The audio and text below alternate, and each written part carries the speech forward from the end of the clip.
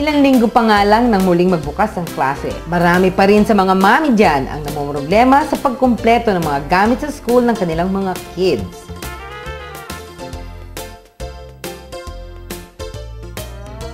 Bumibili po kami ng gamit sa Tianggi lang po. Ilang po kaya ng budget namin kasi mura lang po.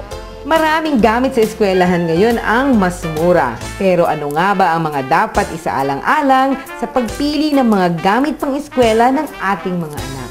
Yung mga produkto natin sa merkado, bago yan ilabas, meron tayong mga ahensya ng gobyerno na nangangalaga o tumitingin ng kalidad o quality ng ating mga produkto. Tandaan natin na tuwing tayo ay bibili ng isang produkto, kailangan natin tignan na ito ay BFAD approved para alam natin na ito ay safe para sa ating mga anak. Wala namang masama sa pagtitipid. Ngunit kung kalusugan na ang nakataya, buti na ang mapagastos ng kaunti. Mahalaga, tayo ay ligtas, lalo na ang mga mahal natin sa buhay. Ang kagandahan ng mga produkto ng Amspec, ito ay gawa dito sa Pilipinas at ang mga produkto ay certified ng DOH or ng BFAD. Sa mga kalidad ng mga produkto na iminamarket namin ay siguradong ligtas. At the same time, ang mga produkto ng Amspec ay subok na. Iniimbitahan namin kayo na bili ng mga Amspec products. Mabibili ang mga produktong ito sa mga